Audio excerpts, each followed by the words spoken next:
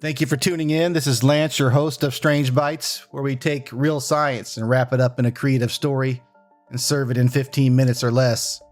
If you're enjoying the show, please hit that subscribe button on your favorite podcast app. Give me a follow on social media.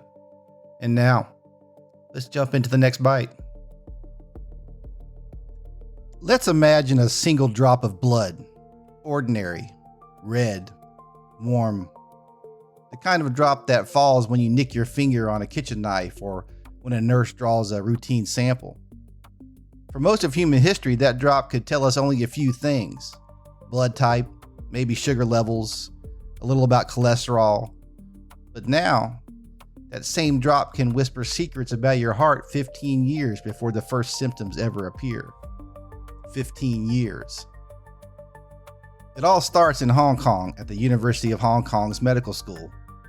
The research team, led by Professor Qingping Zheng, wanted a better way to see the future of the heart. Not the dramatic future of heart attacks and emergency rooms, but the quiet, invisible future that begins long before anything hurts. They turned to one of the largest health treasure chests on Earth, the UK Biobank. Hundreds of thousands of volunteers had already given blood samples years earlier. Those samples had been carefully measured for two enormous categories of molecular messages. One, nearly 3,000 different proteins circulating in the blood, 2,920 to be exact. And two, 168 different metabolites, the tiny chemical leftovers of everything your body does, burning fuel, fighting inflammation, repairing vessels.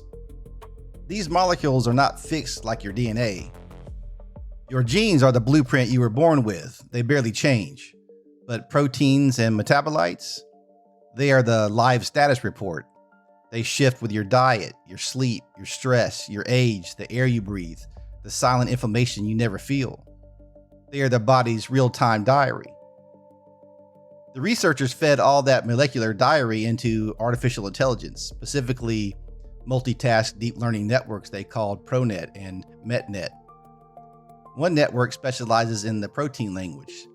The other specialized in the metabolite language. Together they formed a system named Cardiomnic Score. Cardiomnic Score doesn't just spit out one number. It produces personalized risk scores for 6 major cardiovascular conditions. Coronary artery disease, the classic clogged arteries that lead to heart attacks. Stroke, heart failure. Atrial fibrillation, that irregular quivering heartbeat. Peripheral artery disease, when blood flow to the leg starts to fail. Venous thromboembolism, dangerous blood clots. When AI looked at people who later developed these problems, it could often detect the molecular warning signs as early as 15 years before the first clinical diagnosis. Not in every single person, of course, nothing is perfect, but in those at elevated risk, the signal was there, quiet and steady, years ahead of any symptom. And here's the beautiful part for the rest of us who aren't scientists. The AI performed better than the older genetic risk scores that only look at your inherited DNA. Genetics tell you where you started.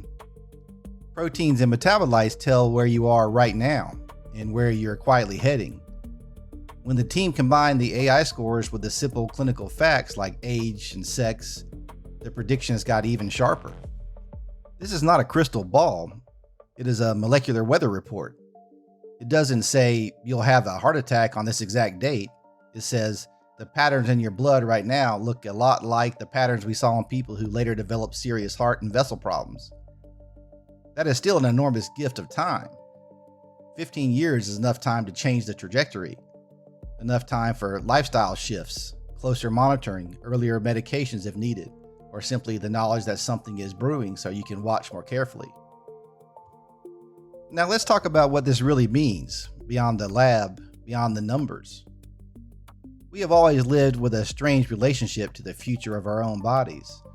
For most of history, the heart was a mysterious engine that either worked or suddenly didn't. We waited for pain, for shortness of breath, for the ambulance. Medicine was largely reactive. Fix the damage after it appears. Cardiomnic score is part of a quiet revolution that turns that timeline around. It suggests that disease does not arrive fully formed on the day of diagnosis. It has been writing itself into the blood for years. Subtle shifts in proteins that guide inflammation, metabolites that reflect how your vessels are aging, molecular conversations happening in silence. If we can hear those conversations early, the entire philosophy of health begins to change. Health stops being the absence of symptoms and becomes the active management of molecular trajectories. We move from wait and treat to listen and steer. But that power carries shadows. If a blood test can read your cardiovascular future 15 years out, who owns that information? Your doctor? Your insurer? Your employer? You? The same data that could save your life could also be used to price your insurance higher or deny a loan. Molecular privacy becomes as important as genetic privacy once was. There's also the question of equity. Right now, this technology was built and tested largely on UK biobank data, mostly people of European ancestry living in a particular healthcare system. Will the same molecular whispers speak as clearly in other populations? The researchers themselves have already noted the need for broader validation, including Asian cohorts. A tool that works brilliantly for some and poorly for others risks widening the very health gaps we hope to close. And then there's the deeper human question. What do we do with knowledge that arrives so early it almost feels like fate? 15 years is a long time to live with a prediction. Does it free us? Give us agency to rewrite the ending? Or does it weigh us down with a future that has not yet happened? Some people will hear the warnings and change everything. Others may feel the shadow of the diagnosis settle over years that were previously open and unburdened. Knowledge is never neutral. Yet I keep coming back to the same quiet hope. For the first time, the body is no longer forced to shout before we listen. It can whisper. And if we learn to hear those whispers with wisdom, humility, and fairness, we may one day look back on heart disease the way we now look back on polio or smallpox. Not as an inevitable tragedy, but as something we largely choose to outmaneuver. A single drop of blood, thousands of molecular voices, an artificial mind trained to translate them, in a 15-year window of possibility. That is the strange bite of this discovery. I hope you enjoyed the story. If you did, please hit that subscribe button on your favorite podcast app and give me a follow on social media. Until next time, stay strange and question everything, especially the quiet signals your own blood might already be sending.